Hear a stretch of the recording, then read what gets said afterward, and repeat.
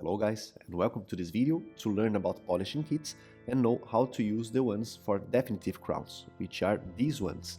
Alright, this is a polishing kit for definitive crowns. The ones now in the left side of the screen are for composite resin restorations and they will be covered in another video, okay? So let's focus on the ones for crowns and bridges today. So we have the kit, and then you need a motor, right? So a laboratory motor. And now you are adapting the one of polishing. Of course, you have different degrees of polishing, and you choose the one that is compatible with your clinical situation, right?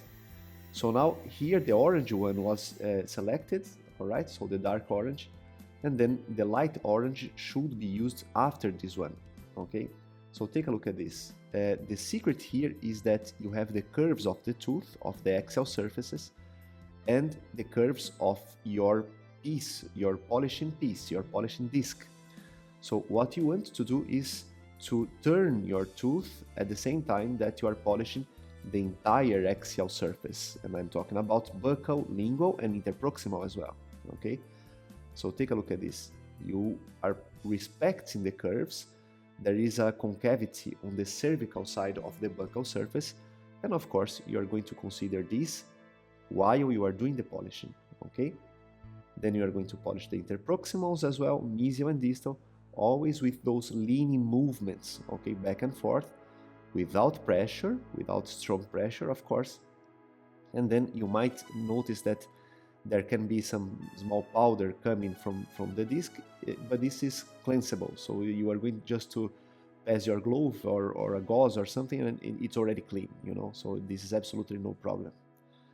And then take a look how the surface will be shining, okay? And that's the characteristic of a very good polishing kit. So now even the occlusal surface, then you're going to use this disc or even the other tips if you need to polish the occlusal surface.